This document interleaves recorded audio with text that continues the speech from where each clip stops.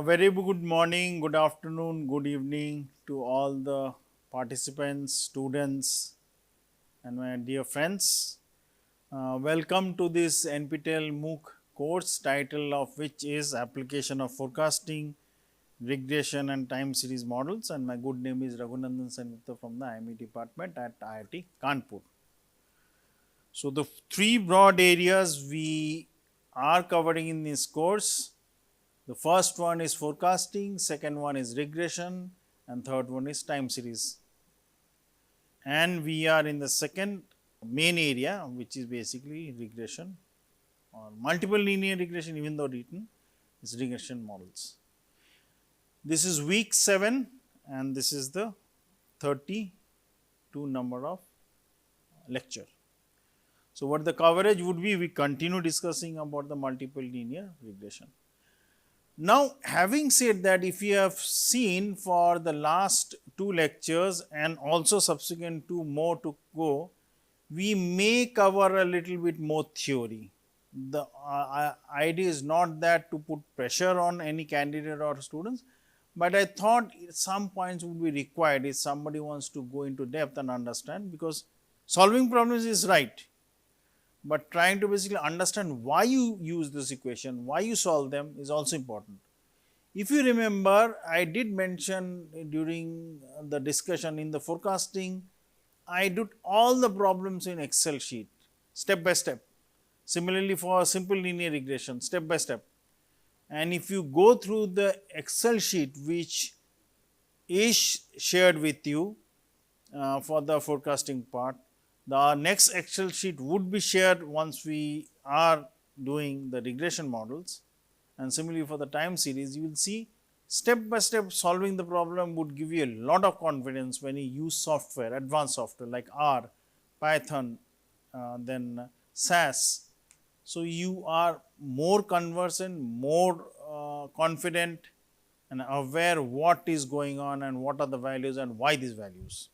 So, in the multiple linear regression concept, now if you remember where we ended is basically we need to minimize the sum of the squares as we did for all the problems in forecasting and also for simple linear regression.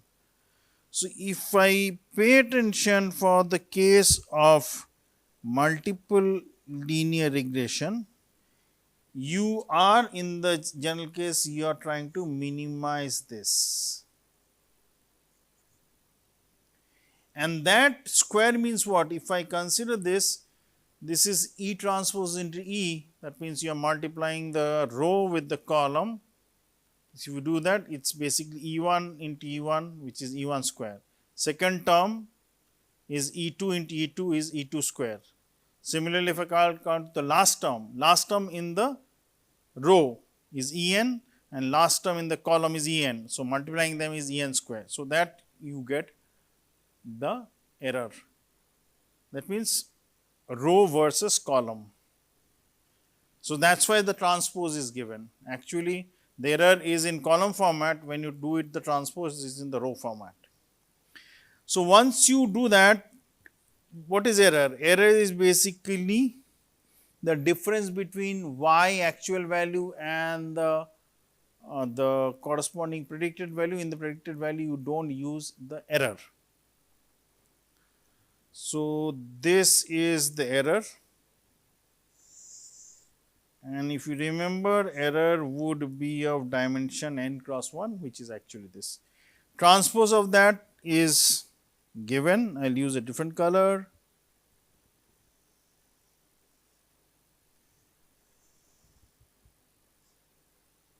And this is the transpose, which is coming from here. So, once I put that, I expand the term, a simple matrix multiplication. So, once I have that, the terms are like this. I will use the violet color. So, this is technically y square and the other terms are there. Please check the dimension of the calculation of matrix multiplication. This is just for your interest. Now, I need to basically minimize the sum of the square of the errors, but with respect to what? With respect to the unknown parameter. What are the unknown parameters? They are beta naught to beta k. So, this is what we do.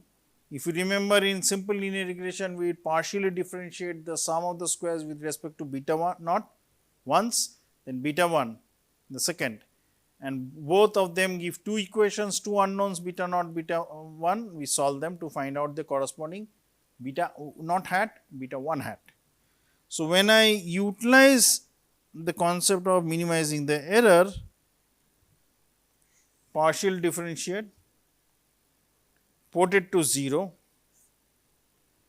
and for the second differentiation it must be positive definite. Why positive definite? Because we are minimizing to find out the error is minimized for what values of beta hats.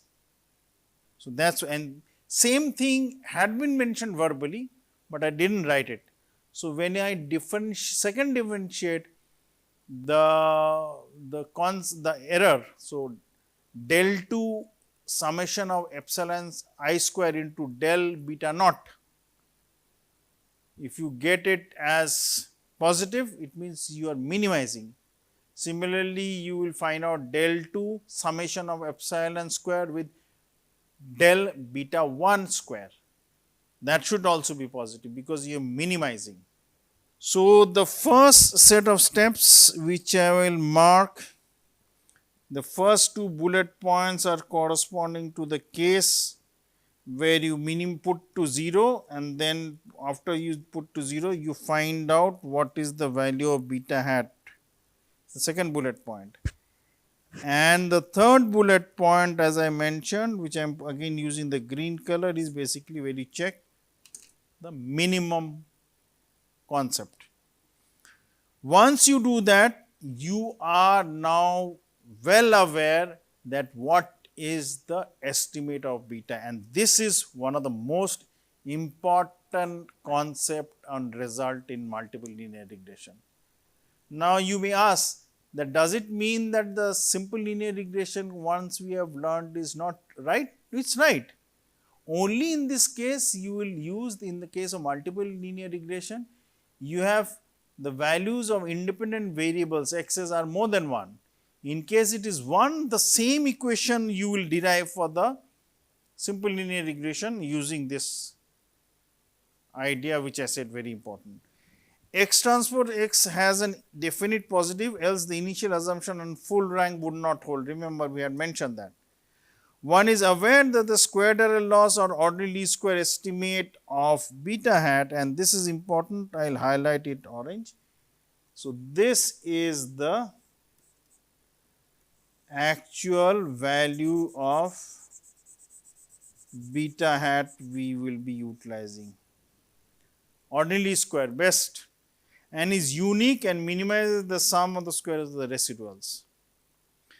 So, once we have beta hat, for the nth plus 1 value, I need to find out the nth plus 1 value of y. So, we already have the actual value of y given by y n plus 1, there is no hat, and when I basically utilize the value of beta hat just found out and multiply it with x n plus 1, the nth plus 1 value. So, here I multiply, and remember the dimensions, n plus 1 is basically the dimension here, because you are taking only the x nth plus 1 value for all the x values multiplied by beta. If you have that, so the way of writing x n plus 1 is basically x plus n plus 1 is this, while beta hat we have already mentioned from the formula. I will use the orange color, this is basically coming here. So, the dimension of this is k plus 1 into 1 column, and this is basically given by 1 row cross k plus 1.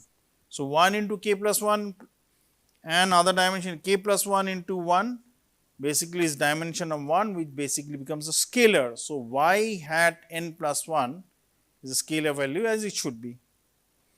And what are these values? The second value is x n plus 1 1, which is the first variable nth plus reading. Similarly, for the last value where I put a tick mark blue is the nth plus 1 value for the kth variable. Kth variable means the independent variable. If the variables of MLR are not correlated, obviously they are, they are orthogonal. Orthogonal means 90 degrees, one is not affecting the other. Then the MLR slopes are same as the slopes in the individual LR. So, the slopes which I have, in case if there are more than one random variables, it means each being independent.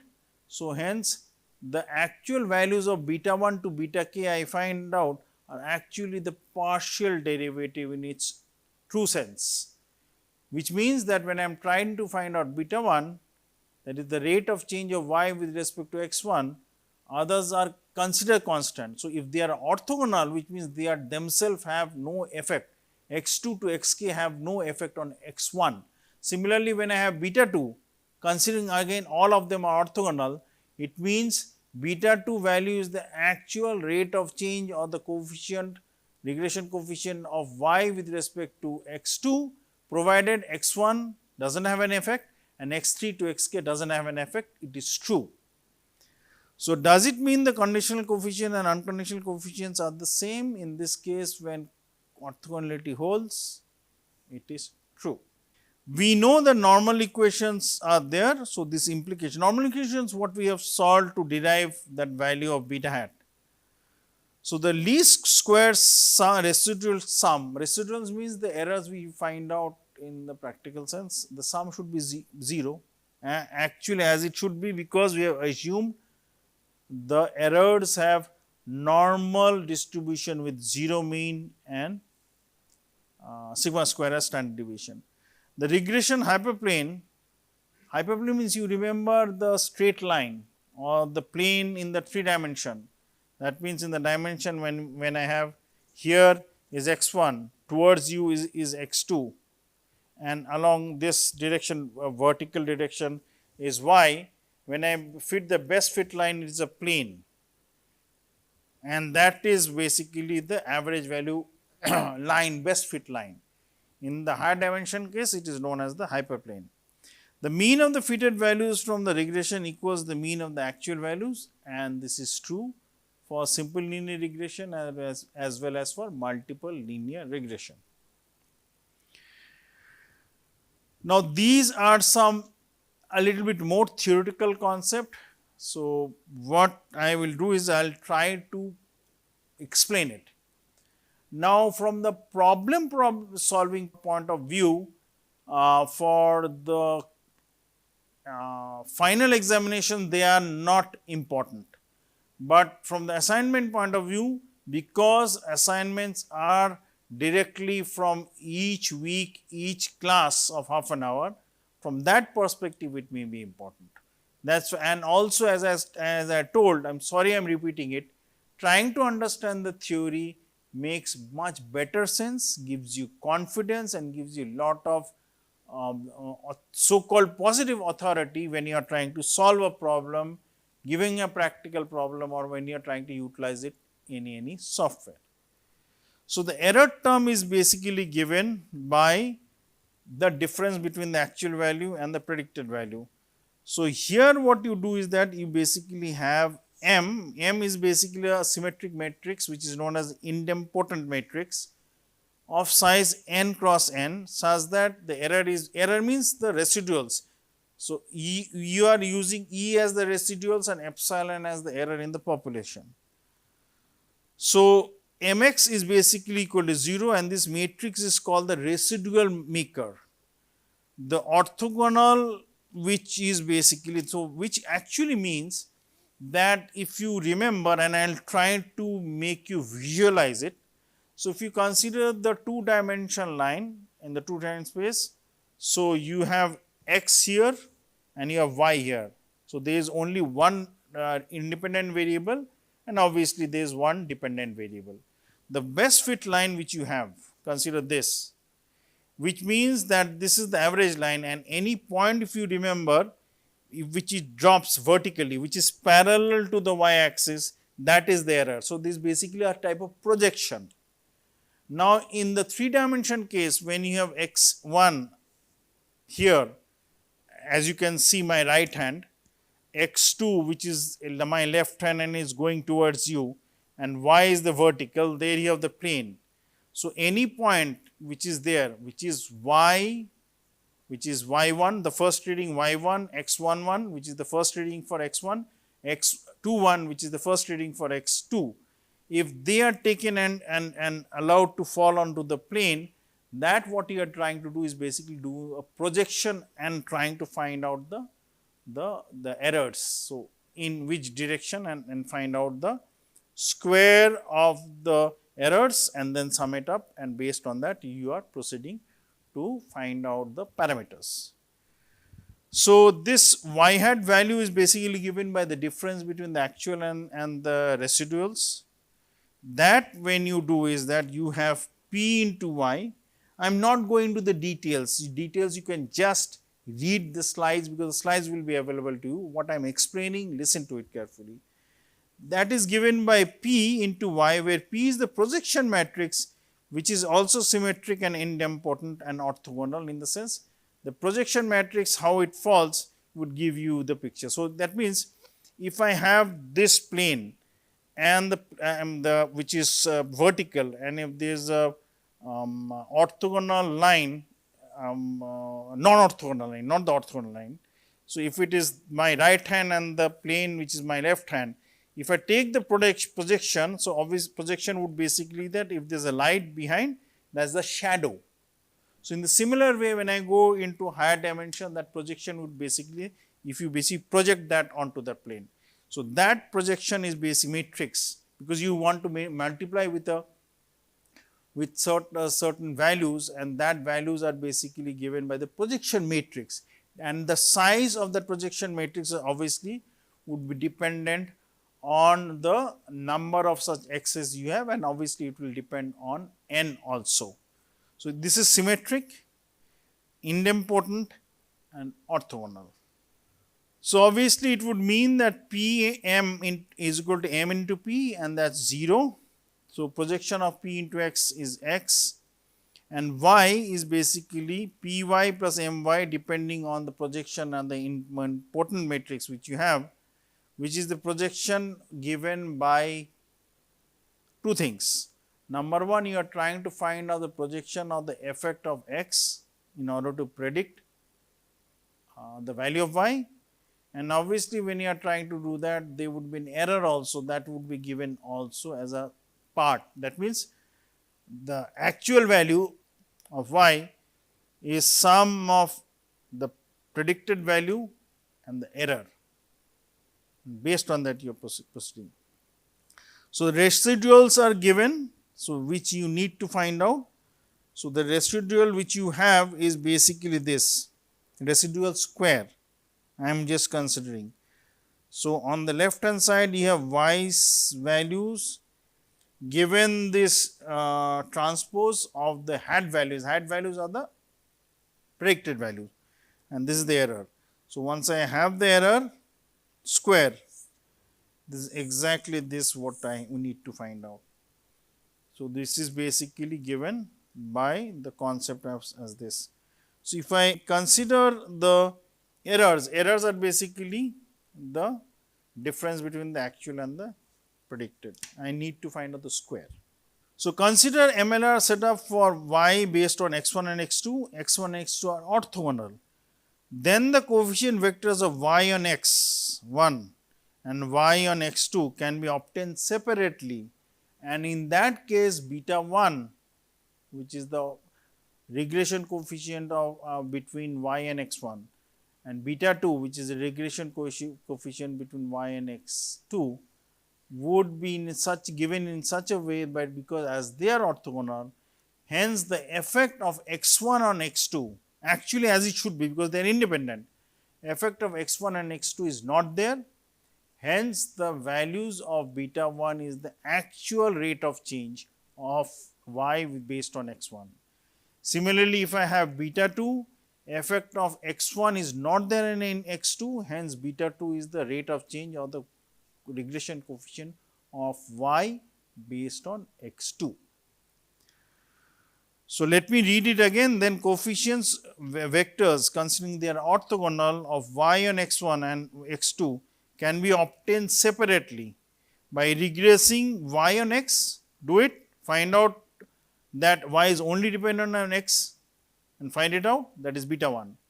Then again regress y on x2, do it, find out beta 2. So, this beta 1 and beta 2 can be utilized when you are doing the case of the relationship of y on x1 and x2, because the fx between x1 and x2 is not there, they are orthogonal.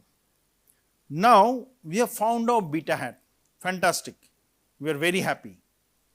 But the question is, which should come into your mind, is that if I keep changing the data set as x changes, obviously beta hat will change. So, the next question which will come into your mind, if beta hat is changing, so hence random, answer is yes. The next question will come in your mind is that if it is random, does it have a distribution? Answer is yes, it has a distribution. The next question is that if it has a distribution, does it have a mean? Answer is yes, it has a mean. Similarly, the next question would be if it is a distribution, does it have a variance? Answer is yes, it has. Now, the next question which will automatically come out of that, if it has a distribution, if it has a mean value, if it has a variance, what are these? So, this is what we will try to answer now. So, we know beta hat is given by the formula here, x transpose x, that inverse into x transpose into y, and remember the dimension is being met, and when I talk about the dimension, you can find it out very easily, because beta would be of the dimension k cross 1. So, let us double check and then basically proceed, because I will use the light blue. So, y dimension is, I will write it here, is n cross 1, and x transpose dimension is basically k into n.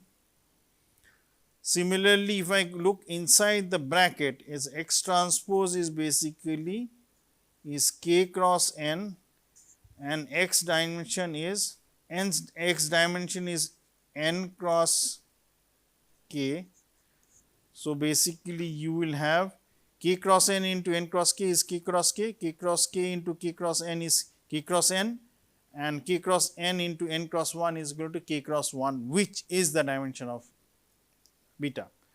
So, once I basically I am satisfied that beta has been found out by minimizing the error, the dimensionality, everything is met, I need to find out the expected value, because in the long run I do need to feel comfortable that if it is an expected value, it should be equal to beta. So, expected value of the estimate should be equal to the actual parameter value. That means, I need to be satisfied that this is true. I am writing on the left corner, expected value of beta hat should be equal to beta, and that is the main focus. Then we will come to its variability, then we will come to its distribution. It means beta hat's distribution, beta hat's variability. So, once I put it, I am not going to the calculation, I am only come to the final answer. So, expected value of beta given x is this, and when I solve it by assumption 3, the term which is there on the side, expected value x transpose x and expected minus x transpose epsilon is 0. Hence, the result comes is this, the value which I have written, expected value of beta hat is equal to beta is true. This is true, which means the concept of unbiasedness for beta hat holds, which means beta hat is the best estimate for beta given that we have found out beta hat using the ordinary least square concept of minimizing the sum of the square of the errors. So, one of the main question which I was asking you and trying to answer also has been answered. Next, I need to find out the variability. I would not go into details, just remember the main result. So, be given the variability of beta hat, I need to find out this. We know beta hat is given. So, given the variability, when I solve step by step, the final answer is this: the variability of beta hat is given by sigma square into x transpose x inverse. Now, you may be thinking, what is the dimension here? Let me write the dimension using a different color. We know the dimension of x was n cross k and x transpose was k cross n. So, solving this is k cross n into n cross k is equal to k cross k. Inverse of that is also k cross k. When I basically have sigma square multiplied, it is basically k cross k matrix. Now, you may be thinking, what is that? The technicality is the principal diagonal which you have would basically be the variability of each beta, and the of the diagonal element would basically be the covariance of beta I and beta j, where I changes from 1 to k and j also changes from 1 to k, provided we are considering the number of x values such that we also have the beta values is 1 to k. So, this is an important result which I am highlighting. I will just also mark it with a border of red, which is given here. So, sigma square into in the bracket x transpose x inverse, and the dimensionality concept I have already explained. Again, principal diagonal is the variance of beta with itself. So, the first element which is there in the 1 comma 1 cell is basically variance of beta 1, then 2 comma 2 position is variance of beta 2, n comma n is not n comma n, sorry, k comma k is basically the variance of beta k, and the of the diagonal element, say for example 1 comma 2 and 2 comma 1 is the covariance of beta 1 to beta 2 or covariance of beta 2 to beta 1, and it is symmetric. Similarly, if I consider the ith and jth position, it is basically the ij and ji position. If I consider, then it is basically the covariance of beta I to beta j or the covariance of beta j to beta I, and they are symmetric. So, today is I am highlighting the fact we have found out what is the best estimate, only the result. We have found out what is the expected value of the best estimate, only the result. We have found out what is the variance of the best estimate, we have found out the result. So, these three important concepts will be utilized when we solve the problem. Other points, as I mentioned, are not that important from the examination point of view, which is the final, but for the assignments, yes. And why I am going a little bit depth in the theory is that because it will clear many of the doubts many people may have, like we have cleared the doubt of autocorrelation, non-autocorrelation, homoscedasticity, heteroscedasticity with the definition as well as the diagrams, and we will clear the doubts as we proceed. So, with this I will end this class and have a nice day, and thank you very much.